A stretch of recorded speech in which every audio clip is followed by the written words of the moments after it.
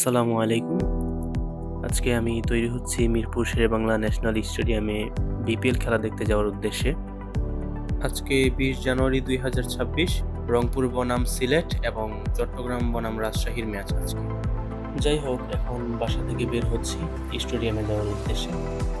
এর আগে কখনো স্টেডিয়ামে যাওয়া হয় নাই, তাই ভিতরে অনেকটা এক্সাইটমেন্ট কাজ করতেছে, কিছুটা নার্ভাসও ফিল করতেছি কেমন হতে পারে। এখান থেকে অটোতে করে সরাসরি চলে যাব বাস স্ট্যান্ডে।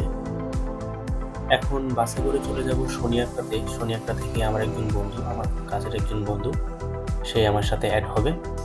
তাকে ফোন করেছিলাম গত পরশু, সেও যাবে বলেছে। তাকে এখন পিক করা লাগবে, তারপর দুজনে একসাথে চলে যাব স্টেডিয়ামের দিকে।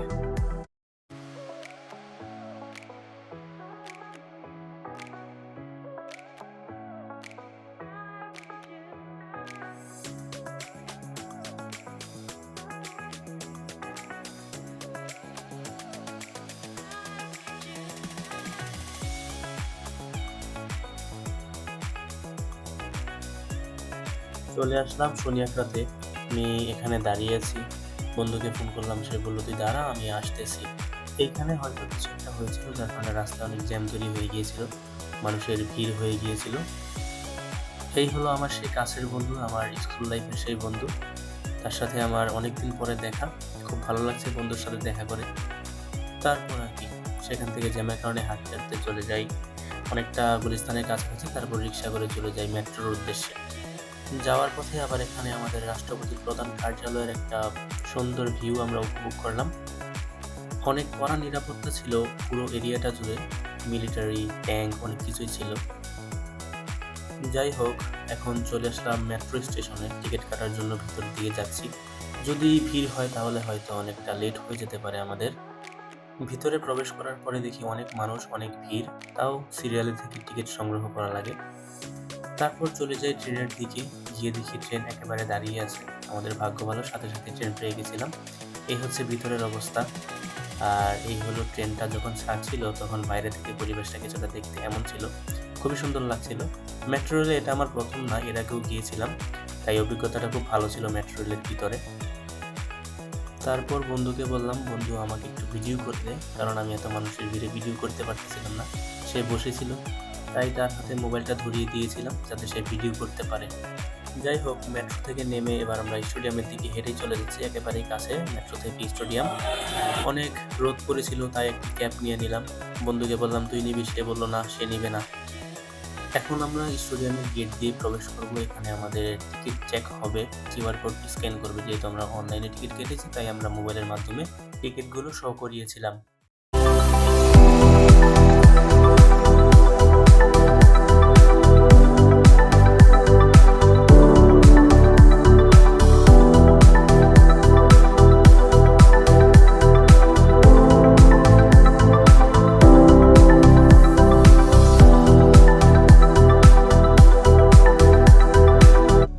চলে আসলাম, আমাদেরকে 12 নম্বর গেট দিয়ে ঢুকতে বলা হলো। এখানেও আবার আমাদের টিকিটগুলো শো করা লাগছে। যাই হোক, ভিতরে আসি। এটা হচ্ছে স্টেডিয়ামের ভিতরের একদম প্রথম ভিউ, যেটা আমরা খুব উপভোগ করছিলাম। আমি নিজে যেহেতু প্রথমবার স্টেডিয়ামে এসেছিলাম, তাই আমার খুব এক্সাইটেড লাগছিল নিজেকে। আমি অনেকটা মনে মনে চিন্তা করছিলাম আদৌ আমরা স্টেডিয়ামের ভিতরে প্রবেশ করতে পারবো কিনা। প্রবেশ করতে পেরেছি আলহামদুলিল্লাহ, আর ভিতরের পরিবেশটাও অনেক সুন্দর ছিল। আশা করছিলাম ভালো একটা ম্যাচ উপভোগ করব, দেখা যাক সামনে কি হয়।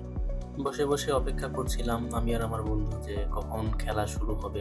এক্সাইটমেন্ট ছিল অনেক, আর ভিতরের পরিবেশটা কিছুটা এরকম ছিল, আমরা বসে বসে খুব উপভোগ করছিলাম। ধীরে ধীরে স্টেডিয়ামের ভিতরে দর্শনার্থীরা আসছিল, আর অনেক মানুষ হচ্ছিল, হই হুল্লোড় অনেক কিছুই হচ্ছিল, যার কারণে কিছুটা লজ্জায় পড়তে হয়েছিল ভিডিও করতে। কিন্তু যাই হোক, ভিডিও যেহেতু করবো চিন্তা করেছি, ভিডিও করছিলাম। স্ক্রিনে 10 সেকেন্ড দেখাচ্ছে, 10 সেকেন্ডের মধ্যে খেলা শুরু হয়ে যাবে।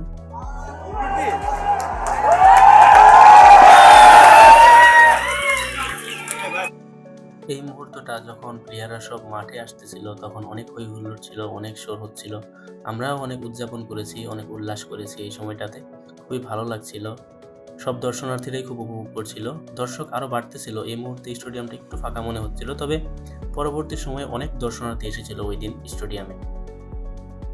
এইদিকে ইংল্যান্ডের ক্রিকেটার ক্রিস ওকস তার প্রথম বলটি করার জন্য প্রস্তুত হচ্ছিল, ব্যাটসম্যানরাও প্রস্তুত হচ্ছিল। আমি ক্যামেরা নিয়েও রেডি ছিলাম যে আমি প্রথম বলটা ভিডিও করব।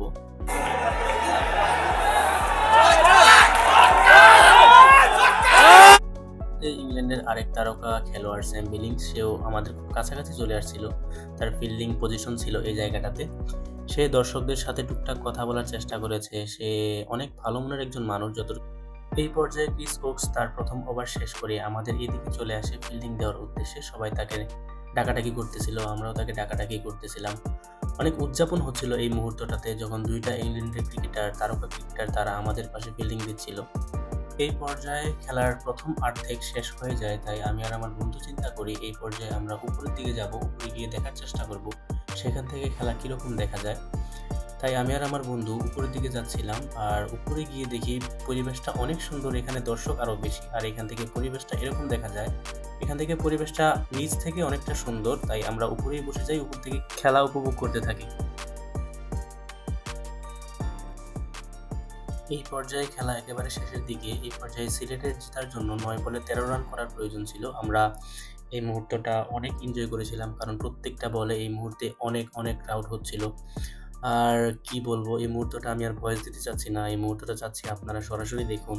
যেরকম আছে সাউন্ড ওইরকম সাউন্ডই দেখবেন। আর এই মুহূর্তে অবশ্য আবার মাহমুদুল্লাহ রিয়াদ এখানে ফিল্ডিংয়ে চলে আসছিল, তাই ক্রাউড আরও বেশি ছিল।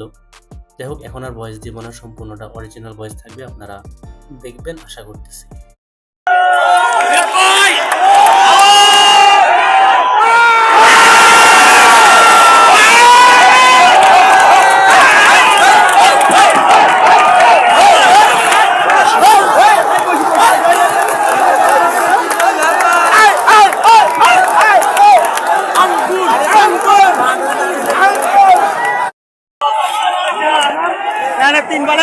तीन बॉल 7।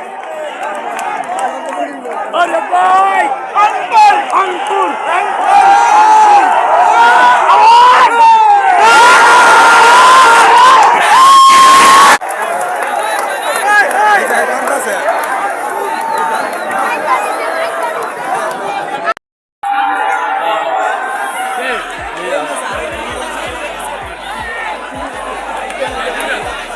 এই পর্যায়ে সিলেটের জেতার জন্য 2 বলে দরকার ছিল 7 রান, আর এই পর্যায়ে ক্রাউড ছিল অনেক অনেক বেশি ক্রাউড ছিল, আর নার্ভাসনেস কাজ করতেছিল সবার মাঝেই, আমাদের নিজের মাঝেও। কোন দল জিতবে, যেই দলে জিতুক আমাদের দেশেরই দুইটা টিমই, তাই আমরা দোনো দলকেই চেয়ার করে যাচ্ছিলাম, দোনো দলের জন্যই আমরা সাপোর্ট করে যাচ্ছিলাম।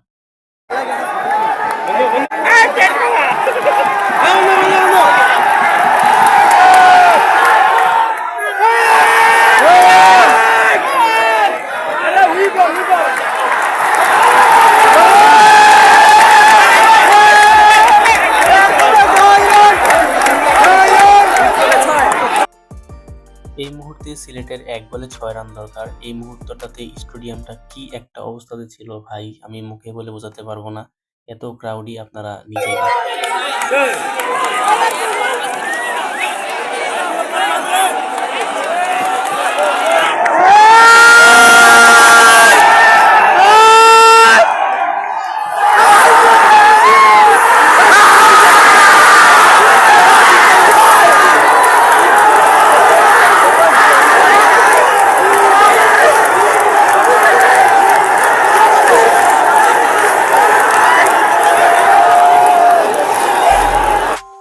কি হইল ভাই, এটা মাথায় কাজ করতেছিল না। ইংল্যান্ডের ক্রিকেটার ক্রিস ওকস 1 বলে 6 রান নিয়ে নিল, আর ওই পাশ থেকে মেহেদী হাসান মিরাজ এমনভাবে দৌড়ে আসতেছিল ভাই, মেহেদী হাসান মিরাজ লিটারেলি কি বলবো, দৌড়ে আইসা ভাই সরাসরি ক্রিস ওকসের কাঁধে ফাল মেরে উঠে পড়ছে। বিষয়টা অনেক ফানি ছিল, তবে অনেক অনেক বেশি ক্রাউড হচ্ছিল এই পর্যায়ে স্টেডিয়ামে। এই পর্যায়ে সিলেট টাইটান্সের সকল প্লেয়ার উদযাপন করতে থাকে, তারপর player of the match, man of the match award দেওয়া হয়। পর্যায়ে সন্ধ্যা নেমে আসে এবং স্টেডিয়ামের লাইটগুলো জ্বালিয়ে দেওয়া হয়, আর স্টেডিয়ামের যখন লাল নীল সবুজ হলুদ কত ধরনের লাইটই ছিল, ওইগুলো যখন জ্বালিয়ে দেয় তখন স্টেডিয়ামের পরিবেশটা অনেক সুন্দর ছিল দেখতে। আর সূর্য যখন ডুবে যাচ্ছিল তখন পরিবেশটা অনেক সুন্দর হচ্ছিল, কিছুটা ক্রাউড কমে গিয়েছিল, ঠান্ডা একটা আবহাওয়া ছিল। সারাদিন তো রোদ্রের মধ্যে বসেছিলাম। এখন আবার আপনার এই রাজশাহী বনাম চট্টগ্রামের ম্যাচটা শুরু হয়ে গিয়েছিল, তবে আমরা এটা দেখবো না, 2 ওভার দেখে চলে যাব। এই মুহূর্তে আমি আর আমার বন্ধু স্টেডিয়াম থেকে বেরিয়ে যাব। হ্যাঁ, এই পর্যায়ে বেরিয়েই গেলাম, আর আমার বন্ধু আবার আপনাদের উদ্দেশ্যে বাই বাই বলতেছিল, আমিও বলতেছিলাম। আমরা দুইজনই আজকে খুবই এনজয় করেছি। খুব ভালো লেগেছে। আজকের জন্য এই পর্যন্তই। আল্লাহ হাফেজ।